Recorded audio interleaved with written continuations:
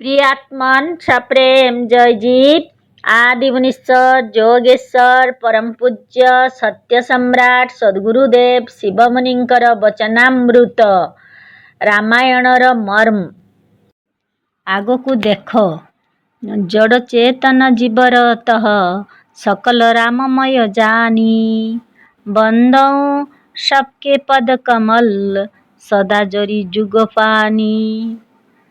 बालकांड 7 ग जड़ मूर्ख आउ चेतन बुद्धिमान अर्थात चतुर से जहाँ मध्य हेउ संसारर जेते जीव अछंती समस्तंकु राममय बा राम जानी समस्तंकर कमल रूपी चरण गुड़िकर वंदना दुई हाथ जोड़ी करुछि। एठारे जड़र तात्पर्य पथर और माटी काहींकी नुहे।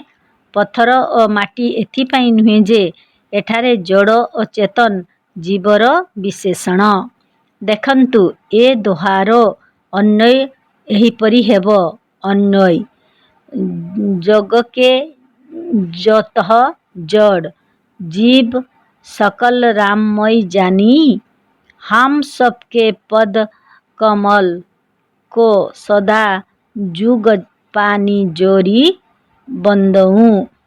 जगतरे जेते जड़ आउ चेतन जीव अछंती ताहा तांकरी जोगु अछंती। तेणु जड़ जीवर अर्थ पथर जीव होई न पारे किंतु जड़ जीवर अर्थ मूर्ख जीव। अतिरीस बोले वचन कठोरा कहूँ जड़ जनक अनुस किन तोरा। बालकांड 269:3 एठारे परशुराम जनक को जड़ कहिछंती। एठारे जड़र तात्पर्य पथर नुहे मूर्ख अटे। अमर कोश जहा संस्कृत शब्द गुड़िकर कोश एथिरे तो जड़र अर्थ केवल अज्ञ अर्थात मूर्ख कुहा जाइछि। जोड़ो अज्ञ एव मुकस्तु वक्तुं श्रोतुं शिक्षिते। अमर कोश तृतीय कांड वर्ग 1 श्लोक 38। अच्छा ईश्वर भी कौन मूर्ख होई पारे? ईश्वर मूर्ख होई न पारिब तो जीव मूर्ख होई पारिब कि नहीं? होई पारे जदि जीवर ही नाम भगवान ईश्वर आउ राम अटे तेबे भगवान सबु प्रकारर होई पारे। भक्तमानंक मंतव्य अनुसारे मतवादी भगवान मूर्ख होई न पारे मात्र रामायण ताकू भगवान बोली मानिछि जे मूर्ख आउ बुद्धिमान मध्य अटे।